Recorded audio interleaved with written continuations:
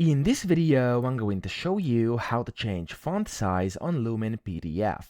Now, first you want to open your PDF, and then from here, you want to select the text which you want to change the size of. So I'm going to click on Edit PDF here on the left, and then I'm going to select some text, for example, this one. Click on it, click on the text box, and then over here, you can simply change the size. For example, if I wanted to go to like 25 here, I can go and do this, and it's going to take effect over here, as you can see. Now, sometimes you'll have to basically adapt. So if I click on here again, I can go and basically change it to smaller because sometimes it's not going to display the correct size by default over here, but still you can then change your font size over here on the right hand side.